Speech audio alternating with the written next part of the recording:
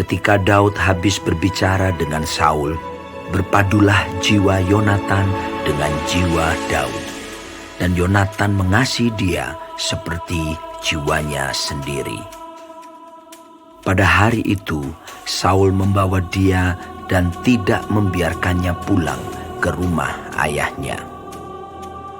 Yonatan mengikat perjanjian dengan Daud karena ia mengasihi dia seperti dirinya sendiri. Yonatan menanggalkan jubah yang dipakainya dan memberikannya kepada Daud, juga baju perangnya, sampai pedangnya, panahnya, dan ikat pinggangnya. Daud maju berperang dan selalu berhasil kemana juga Saul menyuruhnya, sehingga Saul mengangkat dia mengepalai para prajurit. Hal ini dipandang baik oleh seluruh rakyat dan juga oleh pegawai-pegawai Saul. Tetapi pada waktu mereka pulang, ketika Daud kembali sesudah mengalahkan orang Filistin itu, keluarlah orang-orang perempuan dari segala kota Israel menyongsong Raja Saul sambil menyanyi dan menari-nari dengan memukul rebana, dengan bersukaria dan dengan membunyikan gerincing.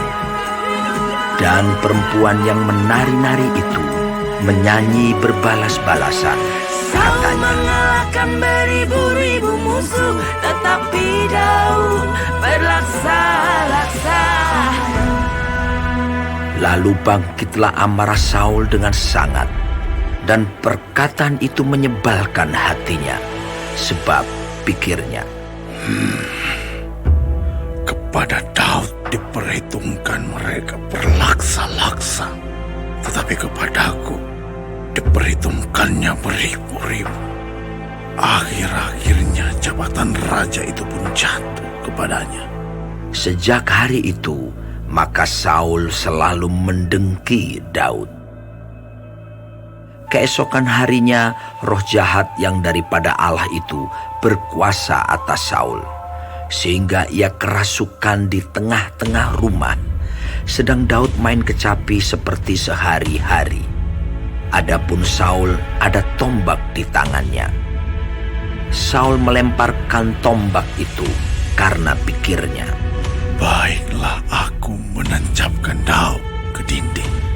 Tetapi Daud mengelakkannya sampai 2 kali. Saul menjadi takut kepada Daud karena Tuhan menyertai Daud, sedang daripada Saul ia telah undur. Sebab itu Saul menjauhkan Daud dari dekatnya dan mengangkat dia menjadi kepala pasukan 1000, sehingga ia berada di depan dalam segala gerakan tentara. Daud berhasil di segala perjalanannya, sebab Tuhan menyertai dia. Ketika dilihat Saul bahwa Daud sangat berhasil, makin takutlah ia kepadanya.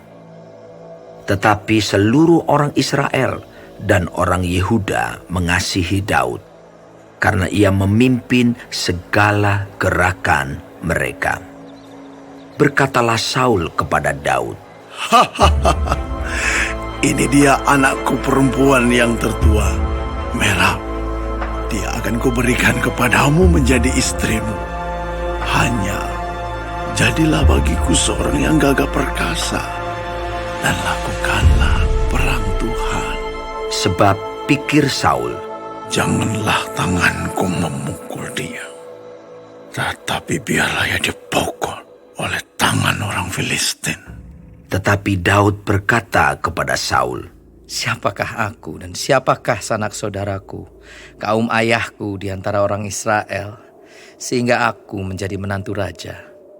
Tetapi ketika tiba waktunya untuk memberikan Merab, anak Saul itu kepada Daud, maka anak perempuan itu diberikan kepada Adriel, orang Mehola, menjadi istrinya.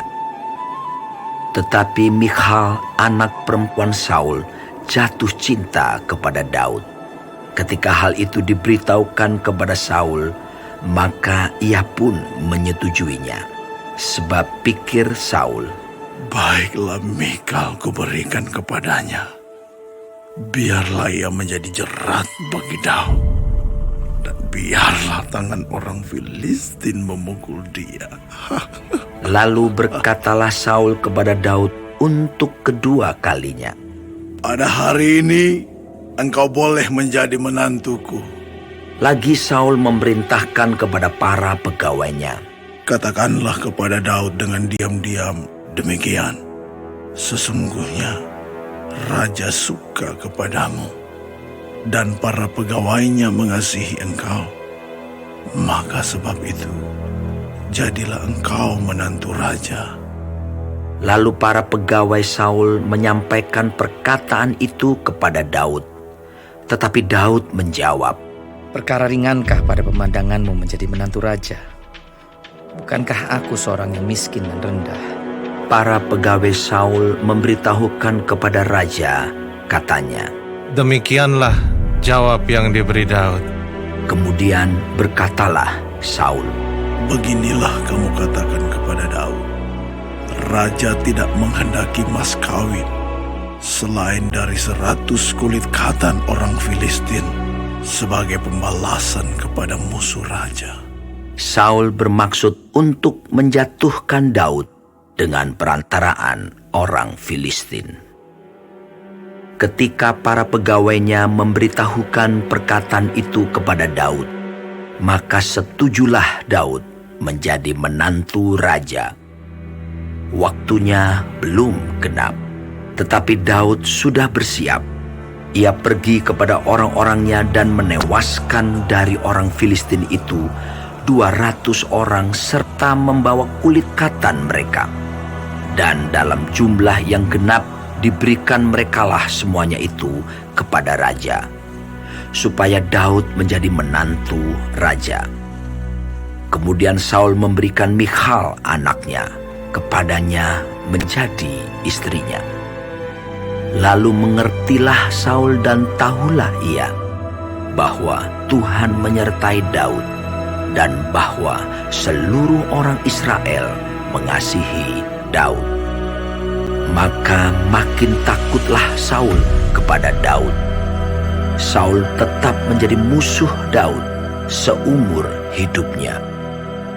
Apabila raja-raja orang Filistin maju berperang, setiap kali mereka maju berperang, maka Daud lebih berhasil dari semua pegawai Saul, sehingga namanya sangat masyhur.